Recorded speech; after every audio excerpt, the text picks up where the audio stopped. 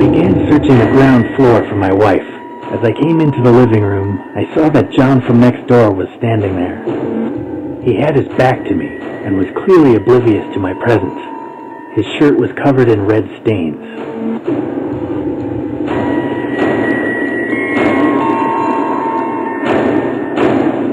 John was surely infected, so I snuck up behind him and hit him as hard as I could on the back of the head. His skull made a satisfying crack and he fell to the floor dead. I had never liked him much anyway. As I went to go upstairs, I noticed a note had been left for me by the front door. I recognized my wife's handwriting immediately. The note said that she couldn't wait for me any longer and that she was going to pack her bags and take the car to her parents' house in the countryside. As I read the note, my heart sank. I prayed that she would be able to make it to her parents in one piece, but knowing how hard it had been for me to get here, I couldn't help but wonder if she was still alive.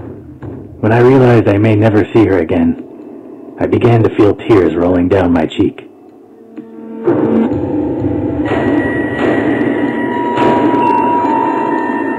I pulled myself together and resolved to keep searching. I needed to make sure the house was secure before planning my next move. As I climbed the stairs, I heard an odd shuffling noise coming from my bedroom. I didn't know if it was my wife, a looter, or another of the infected.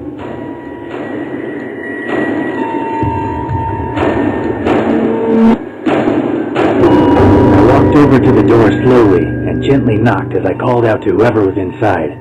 My reply was a scream and a call for help. It was my wife's voice. I swung open the door and went inside.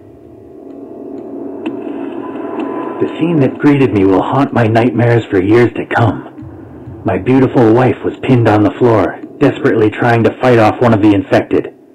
She could barely keep the creature at bay, and if I didn't act immediately, she would surely die.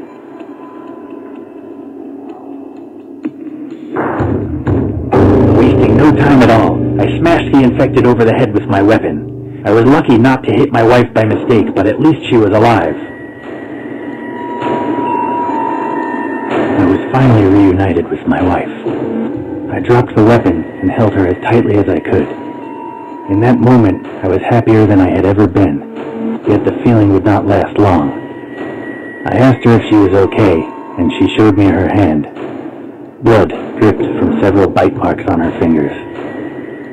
I didn't know if she would become infected or not, or even how much longer she had. She sobbed as I struggled to decide what to do.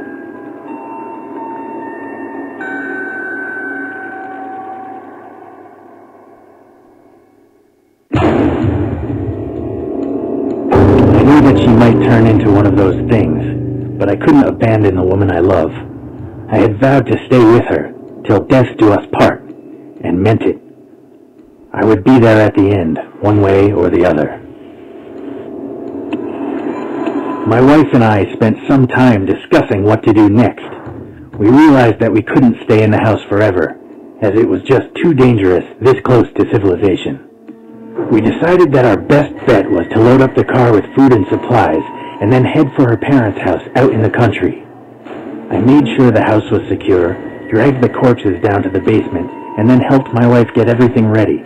She looked pale and weak, but it didn't seem like she would turn, at least not for a while yet. By the time everything was ready, it was already nightfall, so we decided to spend one more night at home before hitting the road. I don't think either of us slept that night, but it was better than traveling in the dark. We left at dawn.